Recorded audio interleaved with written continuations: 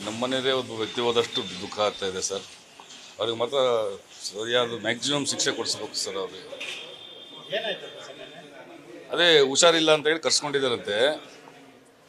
ಹೋದಾಗ ಹುಷಾರಿಲ್ಲ ಅಂತ ಹೋಗಿದ್ದಾರೆ. ಹೋದಾಗ ಈ ರೀತಿ ಮಾಡಿಬಿಟ್ಟಿದ್ದಾರೆ. ಅದೇ ಬಿಹಾರಿಂದ ಬಂದಿದ್ದರು. ಸುಮಾರು ಒಂದು 2-3 ತಿಂಗಳಿಂದ ಬಂದಿದ್ದಾರೆ. ಗಂಡ ಹೆಂಡತಿ ಪಾಪು ಬಂದಿದ್ರು ಫಸ್ಟು. ಅವ್ರನ್ನ ನೆಂಟರ ಮನೇಲಿ ಫಂಕ್ಷನ್ ಇದೆ ಅಂತೇಳಿ ಕರ್ಕೊಂಡು ಹೋಗಿ ಊರಿಗೆ ಬಿಟ್ಟು ಬಂದ ಹೆಂಡತಿ ಮಗುನ. ಇನ್ನೊಬ್ಬನ ಯಾರನ್ನ ಸಚಿನ್ ಅಂತ ಯಾರನ್ನ ಕರ್ಕೊಂಡ್ಬಂದ. ಒಂದು 20 ದಿವಸ ಆಗಿರ್ಬೋದು. ನಿನ್ನೆ ರಾತ್ರಿ ಈ ರೀತಿ ಮಾಡಿಬಿಟ್ಟಿದ್ದಾರೆ. ಮೋಸ್ಟ್ಲಿ ಇರಬೇಕು ಸರ್. ಫಸ್ಟ್ ಹೆಂಡತಿನ ಬಿಟ್ಟು ಬಂದು ಇಲ್ಲೆಲ್ಲ ಹೆಂಗಿರ್ಬೇಕು ಅಂತ ನೋಡ್ಕೊಂಡು ಬಂದು ಆ ಥರ ಮಾಡಿರ್ಬೋದು ಅಂತ ಒಂದು ಅಂದಾಜು ಮಾಡ್ಬೋದು ಅಷ್ಟೇ ಸರ್. ನಿಮ್ಮ ಬಿಲ್ಡಿಂಗಲ್ಲಿ ಕೆಲಸ ಮಾಡಿಸ್ತಾ ಇದ್ರಾ? ನಮ್ಮ ಬಿಲ್ಡಿಂಗ್ ನಮ್ಮ ಮೇಸ್ತ್ರಿ ಅವರು ಇಂಜಿನಿಯರ್ ಬೇರೆ ಇರ್ತಾರೆ.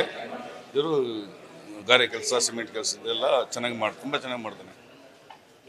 ಹೌದು ಸರ್. ಒಂದು 7-8 ಕಡೆ ಕೆಲಸ ಮಾಡ್ತಾವನು ಈಗ ಪಾಪ. ಪ್ರಾಣನೇ ಕಳ್ಕೊಂಡ್ಬಿಟ್ರು ಸರ್. ತುಂಬ ಮೋಸ್ಟ್ಲಿ ಸರ್ ಹೆಂಗೆ ಹೇಳೋಕ್ಕಾಗತ್ತೆ, ಕ್ರಿಮಿನಲ್ಗಳು ಸರ್ ಅವರು. ನಾವೇನು ಸುಮ್ಮನೆ ಮಾತಾಡ್ಬೋದು ಅಷ್ಟೇ. ನಾವು ಹಿಂಗೆ ಡೈಲಿ ಮಾಡ್ತಾ ಇರ್ತಾರೆ ನಮಗೆ. ಪ್ರತಿ ಸಲ ಪ್ರತಿ ದಿವಸಕ್ಕೆ ಒಂದು 4-5 ಸರಿ ಫೋನ್ ಮಾಡ್ತಾರೆ. ಆ ಕೆಲಸ ಇದೆ, ಈ ಕೆಲಸ ಇದೆ. ಹೌದು ಹೇಳಿದರು.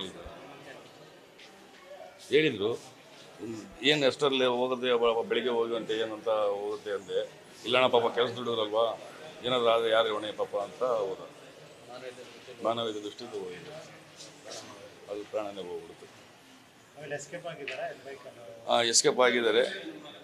CCTV ಬಿಲ್ಡಿಂಗ್ ಮುಂದೆ ಹಾಕ್ಸಿದ್ದೀವಿ. ಅದು ಫುಟೇಜಸ್ ಮೋಸ್ಟ್ಲಿ ಪೊಲೀಸ್ ಇಲಾಖೆ ಹತ್ರ ಇದೆ. ಅಷ್ಟು ಗೊತ್ತು ನಮಗೆ. ತುಂಬ ಒಳ್ಳೆ ಮನುಷ್ಯ ಸರ್.